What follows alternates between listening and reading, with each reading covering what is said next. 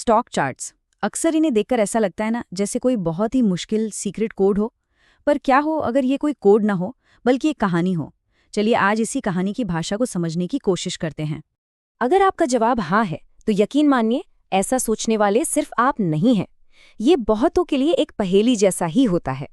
जैसा कि हमने कहा, सोचिए कि ये चार्ट असल में एक कहानी सुना रहे हैं और हमें बस उस कहानी की भाषा सीखनी है। जी हाँ, टेक्निकल एनालिसिस या तकनीकी विश्लेषण ठीक यही है। ये बाजार की भाषा सीखने जैसा है ताकि हम उसकी कहानी को समझ सकें। तो ये टेक्निकल एनालिसिस आखिर है क्या?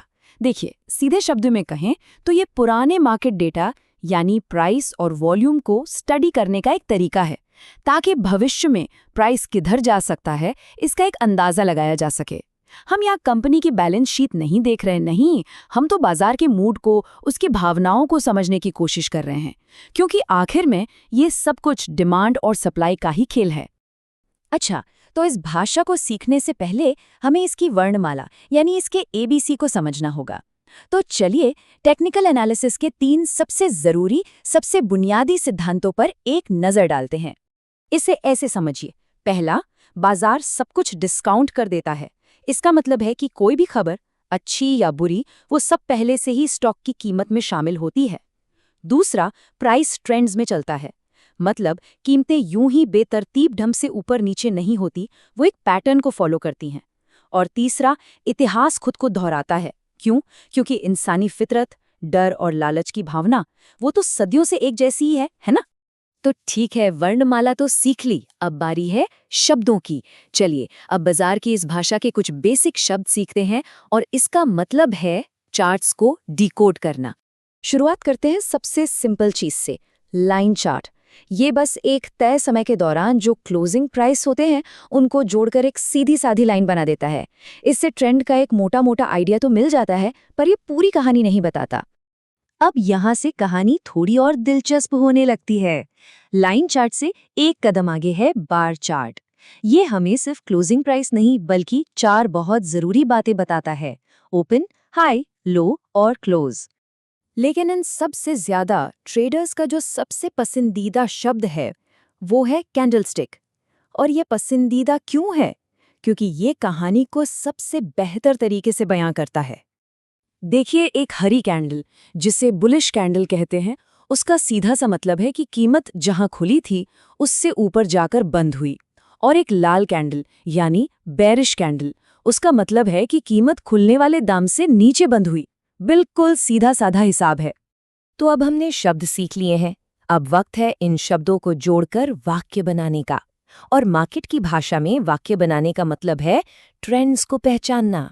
याद है हमने कहा था कि कीमत यूं ही नहीं चलती, वो ट्रेंड्स में चलती है।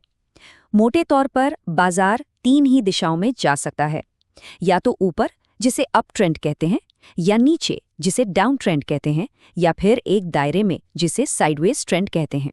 अप ट्रेंड में कीमत सीढ़ियों की तरह ऊपर चढ़ती है, हर बार पहले से ऊंचा हाई और ऊंचा लो बनाती है।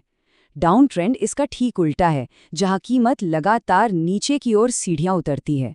और साइडवेज ट्रेंड वो तब होता है जब बाजार मानो खुद कंफ्यूज्ड हो कि भाई अब आगे कहाँ जाना है। ठीक है, तो वाक्य बनाने भी आ गए, अब जरा ग्रामर पर भी ध्यान दे देते हैं। मार्केट की भाषा के 2 सबसे जरूरी ग्रामर के नियम हैं, सपोर्ट और रेजिस्टेंस। इन्हें समझना बहुत आसान है। सपोर्ट को एक फर्श की तरह समझिए, एक ऐसा प्राइस लेवल जहां पहुंचकर खरीदार एक्टिव हो जाते हैं और कीमत को और नीचे गिरने से रोक लेते हैं। और रेजिस्टेंस वो एक छत की तरह है, एक ऐसा प्राइस लेवल जहां पहुंचते ही बेचने वाले हावी हो जाते हैं और कीमत को और ऊपर जाने से रोक देते हैं। पर एक बात याद रखनी बहुत जरूरी है, ये सपोर्ट और रेजिस्टेंस सिर्फ चार्ट पर खींची हुई लकीरें नहीं है। नहीं, ये असल में खरीदारों और विक्रेताओं के बीच चल रही एक मनोवैज्ञानिक जंग को दिखाते हैं। तो इतनी सारी बातें हो गईं, वर्णमाला, शब्द, वाक्य, ग्रामर, आखिर इन सब का मतलब क्या है? इसका मतलब ये है कि टेक्निकल एनालिसिस बाजार की कहानी को पढ़ने और समझने का एक जबरदस्त टूल है। एक ऐसी कहानी जो नंबरों से नहीं बल्कि इंसानी भावनाओं और सामूहिक मनोविज्ञान से चलती है। लेकिन हाँ, ये कोई जादू की छड़ी नहीं है। ये निश्चितता का नहीं बल्कि संभावनाओं का खेल है। तो आखिर में एक सवाल पर आकर रुकते हैं। टेक्निकल एनालिसिस की पूरी बुनियाद इस आइडिया पर टिकी है कि इतिहास खुद को दोहराता है। तो असली सवाल ये है, क्या वाकई में अतीत का डर और लालच भविष्य का रास्ता दिखा सकता है? इस पर सोचिएगा जरूर।